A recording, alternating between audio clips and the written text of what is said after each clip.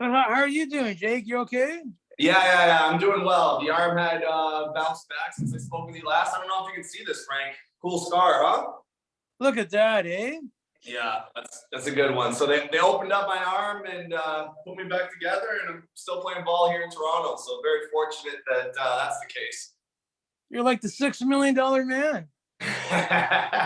Yeah, I'm hoping just like technology continues to advance and I can just play football forever. And as soon as I get beat up, they just put a bionic arm on me, bionic knee, and just play forever. Are you? Do you feel like you're back to the normal Jake Reinhart? Yeah, I've been snapping well and running around and engaging blockers, shedding blocks. I've been feeling good. It's just like I can definitely tell that my elbow was injured in the past. It stiffens up quick.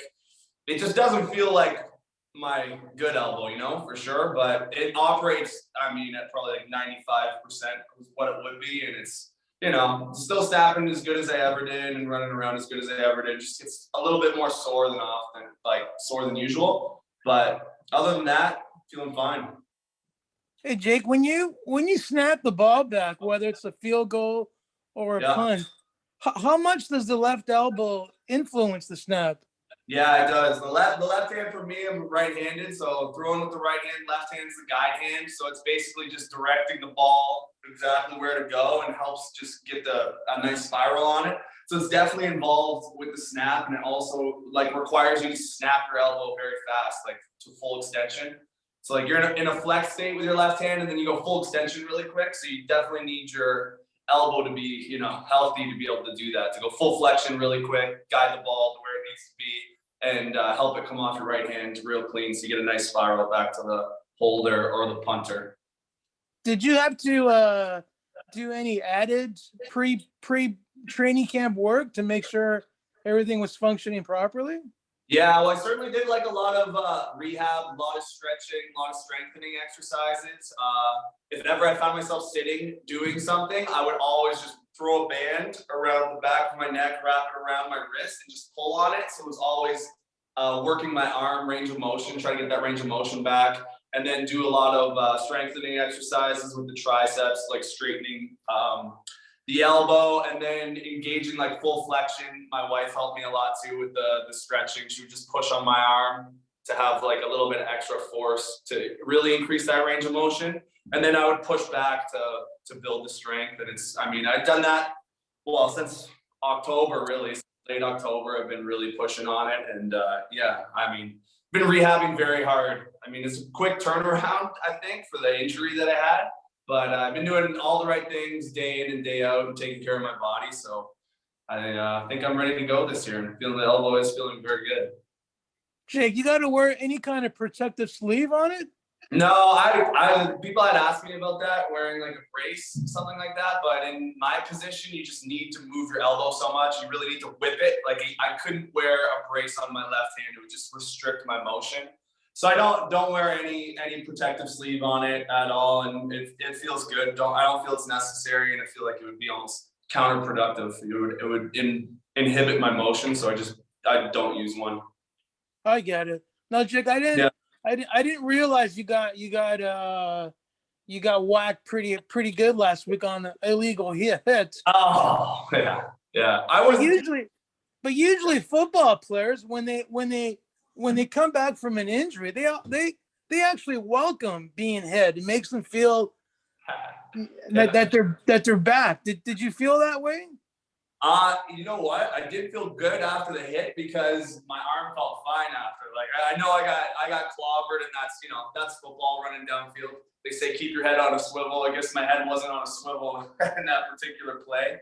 But definitely got clobbered, but landed on the turf, rolled around, got back up, and felt great. So I was like, hey, if that didn't hurt me in the least, then I think I'm ready to play ball this year. Because you can expect to get hit playing football, that's for sure. So that was a good, good first hit to get under the belt before the season.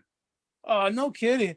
Now, Jake, yeah. I don't want you to go through the whole ordeal, but how many surgeries did you have to endure? Yeah, so the first surgery was for I had dislocated, fractured, torn a bunch of ligaments in my elbow. And that was the main injury. And with that injury being as severe as it was, there was other complications, and compartment syndrome was the major complication, which was just massive swelling in my forearm. So to alleviate the swelling, they had to cut open my entire arm. It's called a fasciotomy. That's the medical procedure they do. They just cut through the entire muscle so that the swelling can release. So it's not stuck in that single compartment and then restricting all the blood flow and pinching off all the nerves and whatnot. So they cut my arm open. I laid in the hospital bed. I think it was 3 or 4 days with my arm cut open. And then they stitched me back up when the swelling had subsided. And then I had to go see a specialist in London to deal with the elbow. And he had informed me that we're going to do a surgery because there's loose bone chips in the socket in my elbow joint.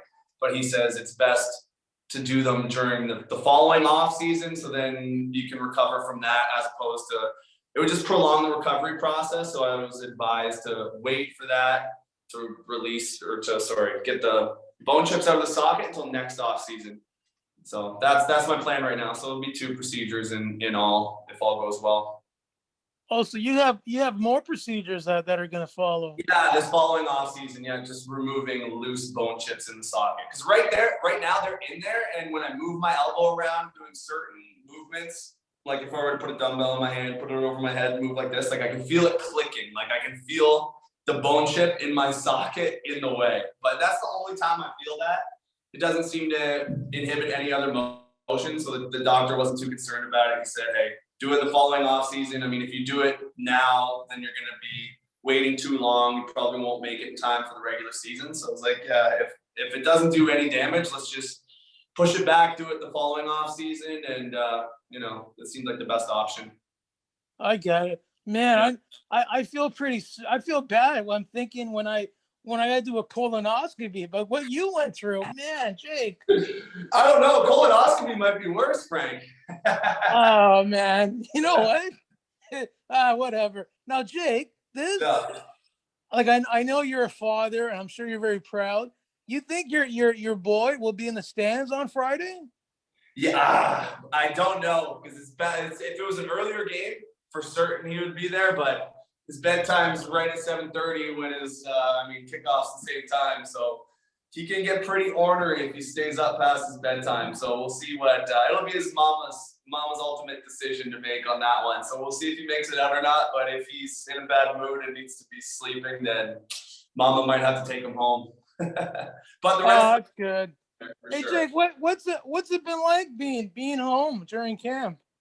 Yeah, it's been great. Well, I've kind of been splitting my time between the dorm rooms. They've got me, each townhouse unit has 4 rooms in it. So I've been there with the kickers, which is cool. So I've been splitting my time between the dorm rooms and home. We've been going home when we get break throughout the scheduled day. And then, when we're here later in the evening, I'll just stay in the dorm. So I've kind of been splitting time between the both. But I mean, it is nice to be close to home, close to family. And also, having experienced training camp at York University, training camp in Guelph is just, it's definitely far superior.